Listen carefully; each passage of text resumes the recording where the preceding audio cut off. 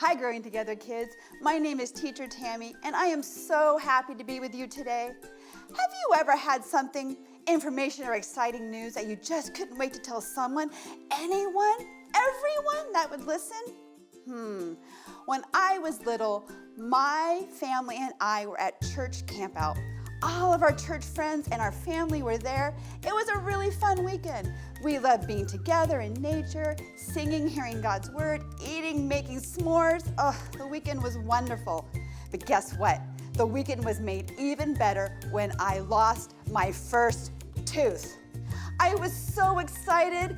My mom put that tooth into a baggie so I wouldn't lose it, and I ran off to share my news with every single person.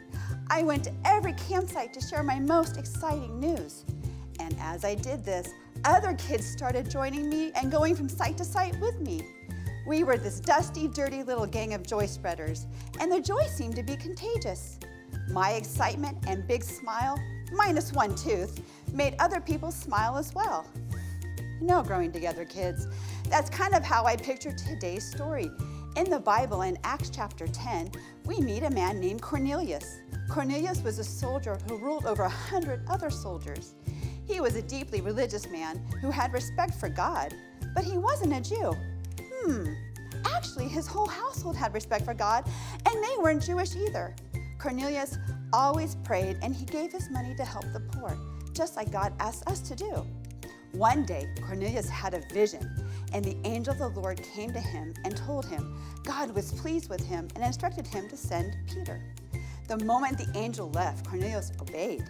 He sent two of his servants and one of his soldiers to go find Peter. While this was happening, God brought Peter a vision as well. Do you remember Peter? He was one of Jesus' disciples.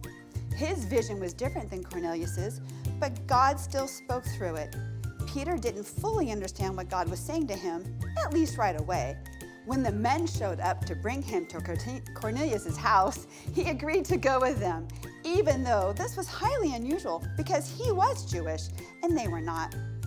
When they arrived at the house, Peter saw that Cornelius had invited all of his relatives and friends to hear the exciting news Peter had to share.